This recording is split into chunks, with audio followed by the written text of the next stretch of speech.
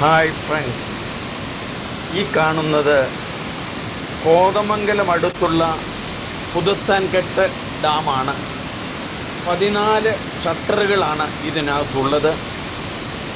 വർഷക്കാലത്ത് അതിലെ ചില ഷട്ടറുകൾ തുറന്നു വിടും.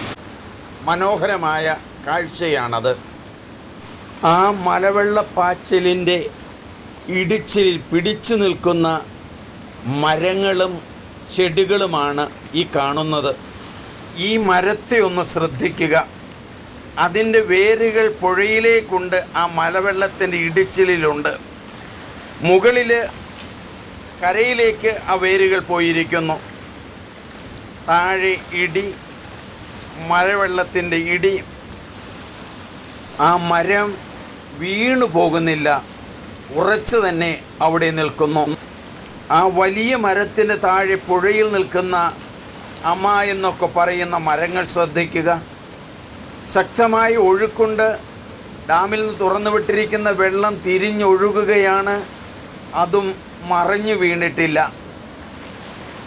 അതുകൊണ്ട് അത് ഒഴുകിപ്പോകുന്നില്ല. ഈ മരത്തിൻ്റെ വേര്, തായ്വേര് താഴോട്ട് ഇറങ്ങിയിരിക്കുകയാണ്.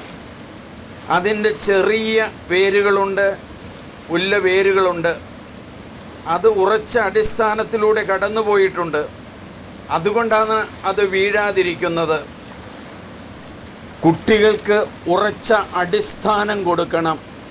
കാരണം അതിൻ്റെ തായ്വേര് താഴോട്ട് പോകണം. തായ്വേര് മാതാപിതാക്കളാണ്. ചെറിയ വേരുകൾ അവരുടെ അധ്യാപകരും ഗുണകാംക്ഷികളുമാണ്. പുല്ലവേരുകൾ എന്ന് പറയുന്നത് കൂട്ടുകാരും മറ്റു പലരുമാണ്. ഗുരുനാഥൻ യേശു ഒരിക്കൽ പറഞ്ഞു, ഉറച്ച അടിസ്ഥാനത്തിൽ കെട്ടിടം പണിയണം.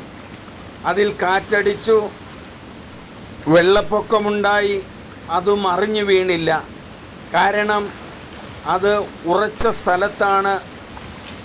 ആ വീട് ഉറച്ച അടിസ്ഥാനത്തിലാണ് പണിയപ്പെട്ടിരുന്നത്. ചുട്ടയിലെ ശീലം ചുടല വരെ.